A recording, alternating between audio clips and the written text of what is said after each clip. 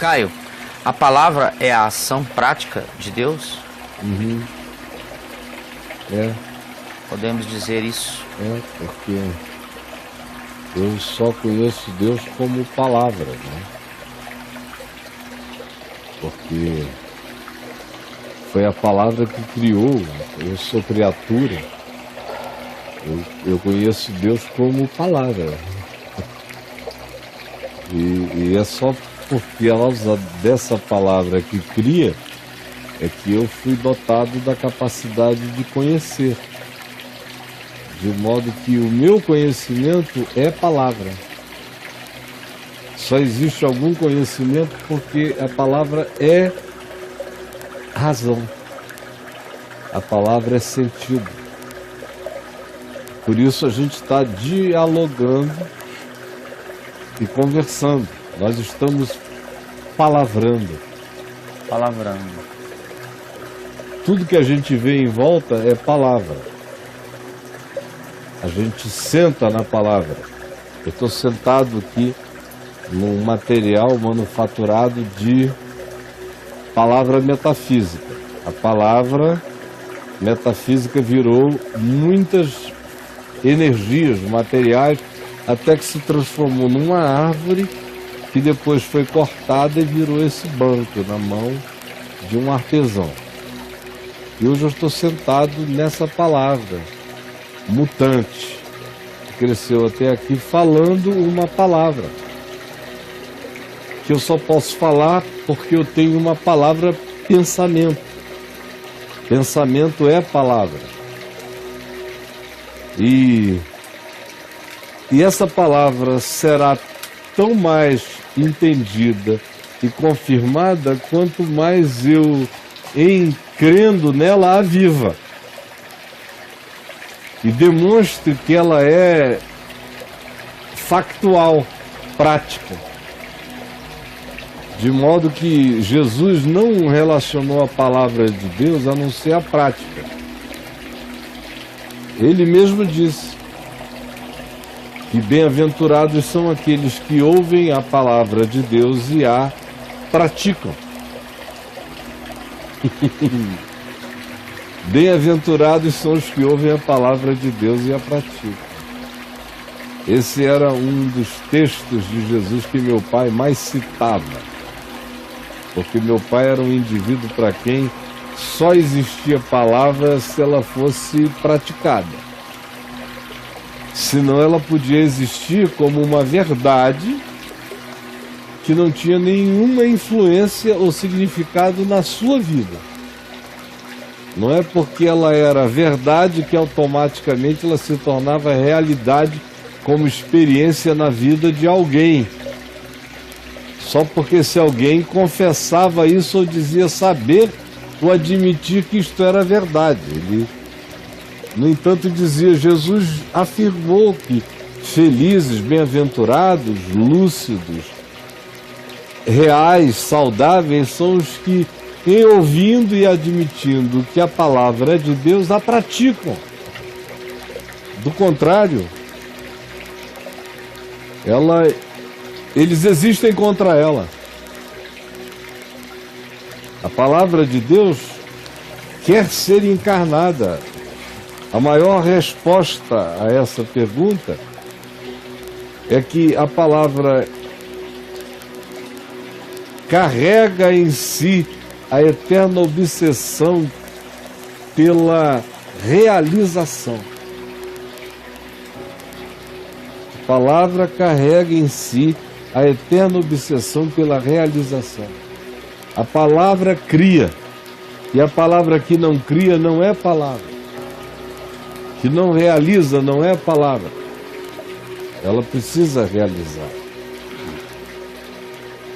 E se ela for palavra verdadeira, o que ela realiza permanece para sempre.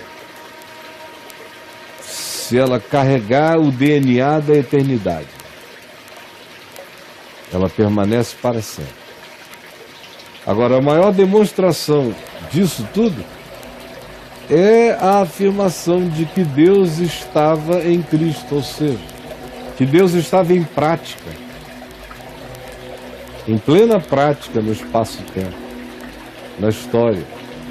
E, sendo Deus, não julgou como usurpação o ser igual a Deus, antes a si mesmo praticou.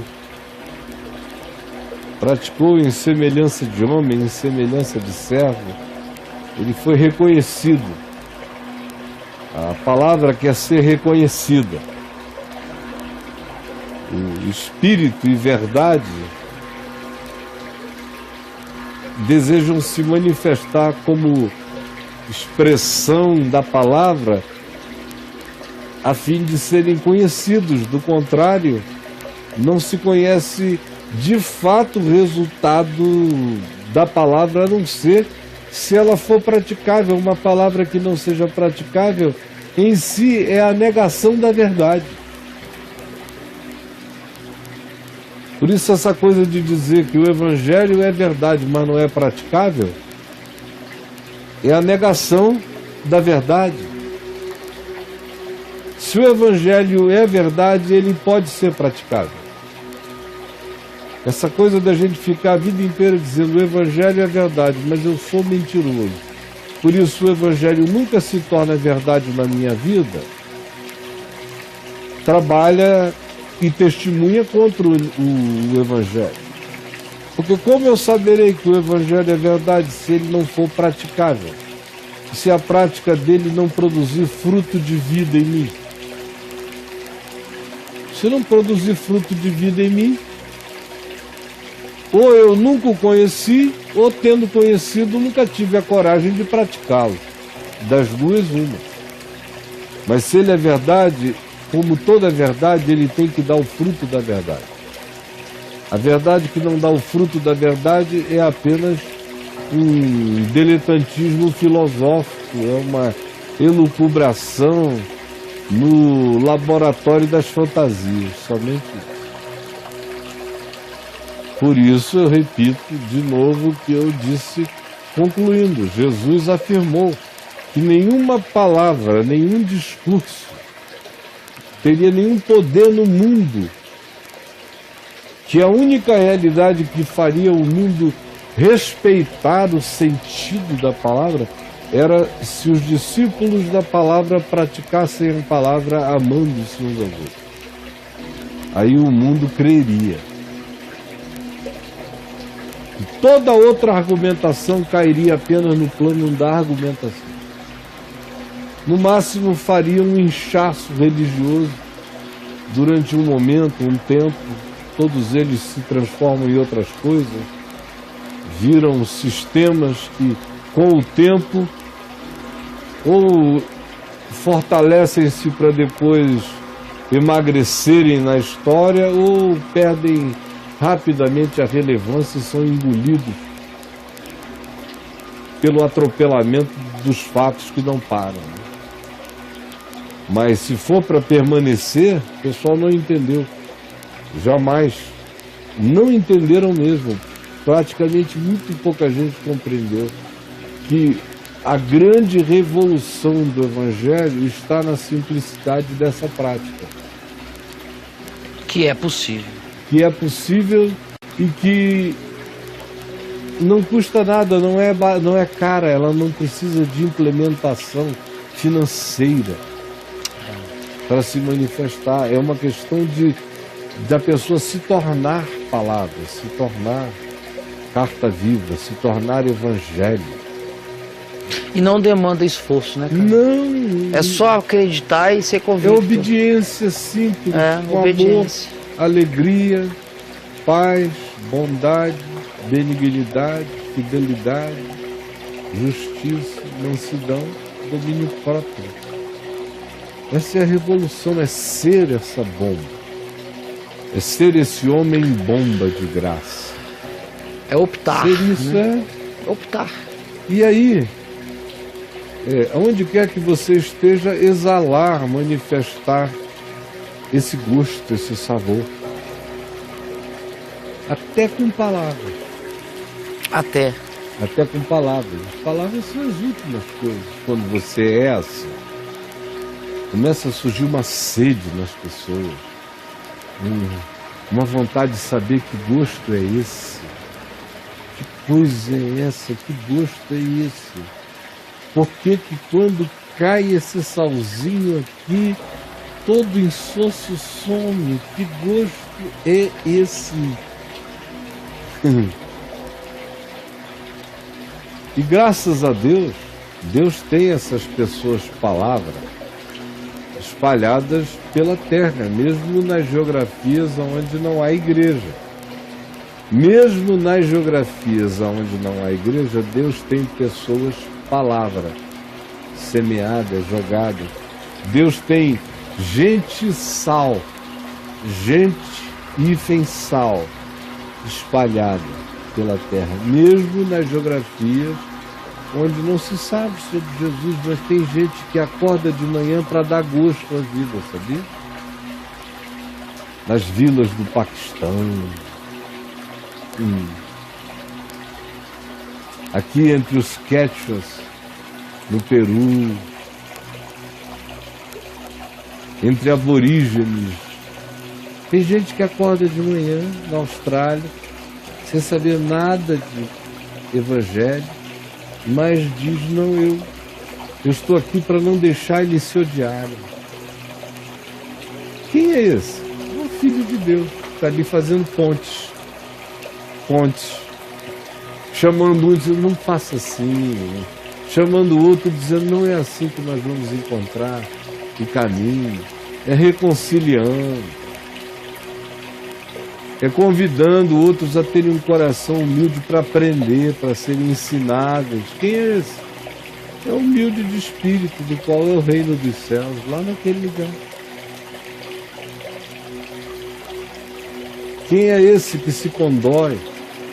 Quem é esse que, mesmo não sabendo de coisa alguma hoje, numa vila muçulmana, está conduído pelas perdas de todos, está saindo de casa em casa, estendendo a mão e dizendo: que Deus te console, não fica com ódio no coração, vamos viver. Quem é esse?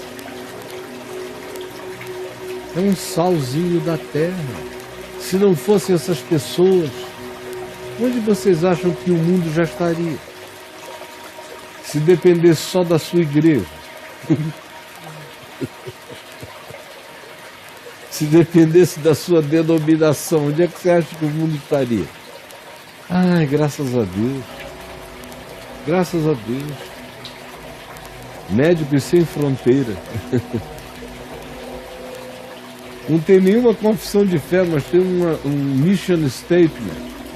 Vamos colocar os nossos dons médicos a serviço da população desvalida da terra e vamos doar parte das nossas férias uma vez por ano fazendo isso.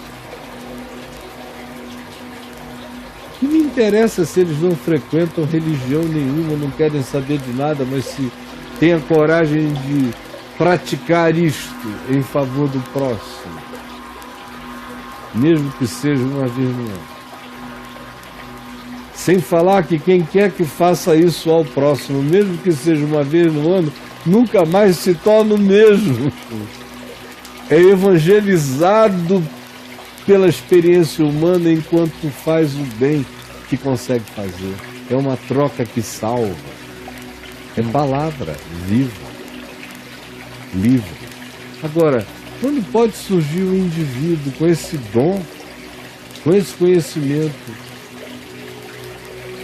e se dispõe a cuidar desses cordeirinhos espalhados pela terra e vai, em nome de Jesus, quão formosos serão sobre os montes os pés desse que anunciará tamanha boa nova com tanta graça e conhecimento, se o fizer com o coração quebrantado e sem a arrogância de quem vem de cima para salvar os outros.